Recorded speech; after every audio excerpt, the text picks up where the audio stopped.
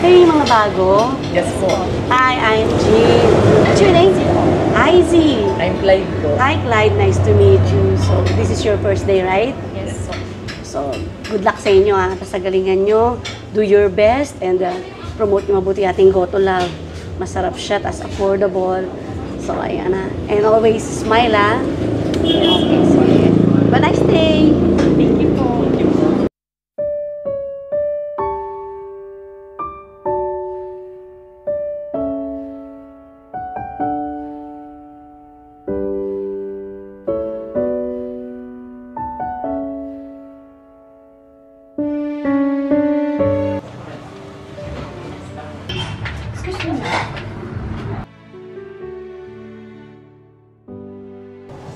Init? Nakakairita?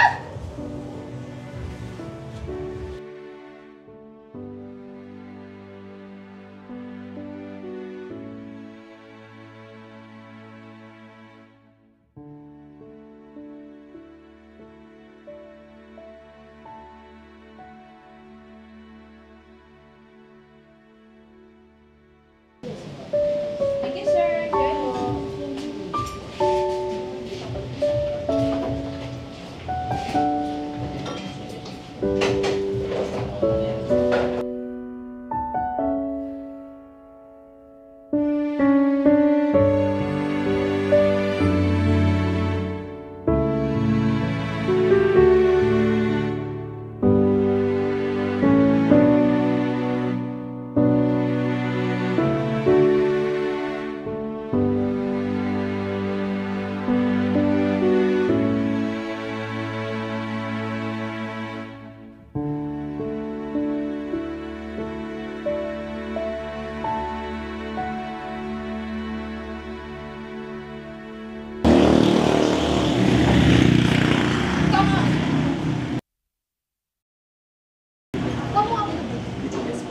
Tubig.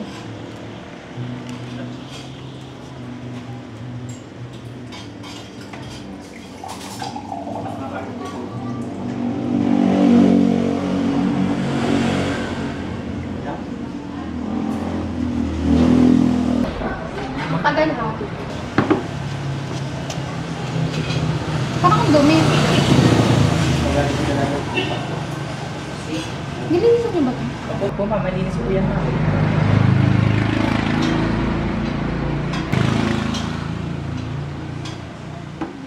Kanina ka pa dyan.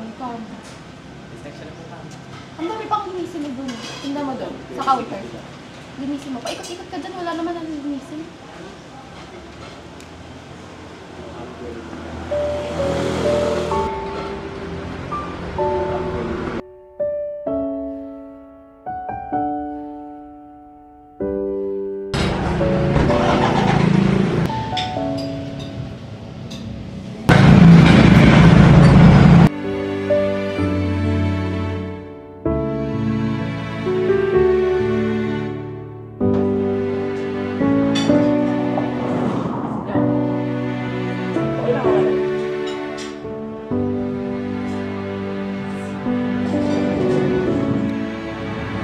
Halika nga dito. Bilisan mo. Nakita mo yung... Anong ginawa mo? Lampa ka ba? Nakakahiya ka. Binigyan ko naman po si sir ng tissue. Sumasagot ka pa? Sumasagot ka Hindi po, pa? pasensya na po kayo, Ka ma'am. pa? Nasaan yung isang kasama mo? Si IC po. Tawagin mo. IC! Nakakahiya kayo kabago-bago nyo. Ganyan ang ugali nyo. Ganyan ang attitude nyo dito. Nakakahiya dito. Ha? Ikaw. Kabago-bago nyo. Ang bago-bago nyo. Pasensya. Ano dapat gawin ko sa inyo? Tanggalin na lang kayo. Ma'am, po, mawawalan po kami ng trabaho, ma'am. Hindi pwede. Hindi pwedeng ganyan. Kailan pa ang lampa nyo. Hindi Ma'am, kayo hindi na- pwede dito. Ma'am, hindi na po namin Nakakahiya ulitin, kayo ma'am. sa customer. Pasensya. Promise po, ma'am. Hindi na po namin ulitin, ma'am. Ayoko nang ganyan. Nakakahiya. Mga wala kasi kayong utak. Kakasimula nyo palang puro kayong mapalpakan. Ano nangyayari dito? Ha? Erin, ano nangyayari dito? Clyde, I see. Sinapunan niya ng tubig yung customer. Bago pa lang, ang lalampa na. Kinapunan o intentionally or hindi sinasadya? Ganito po kasi yun, ma'am. Humingi po yung customer sa akin ng tubig. Pagdala ko po ng tubig, ma'am, hindi ko po sinasadya. Natapunan ko po yung customer natin, ma'am. Oh, hindi naman pala sinasadya eh. Sumasagot ka pa, nakita ko, natapunan mo. Tinapunan mo talaga.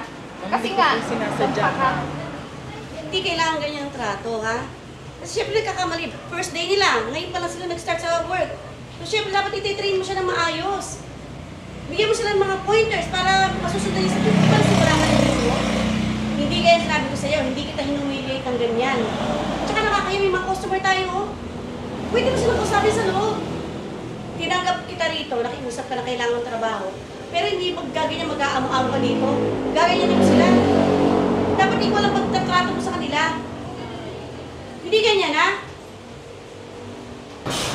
Right, I see. Pumasok kayo. Sorry po, ma'am.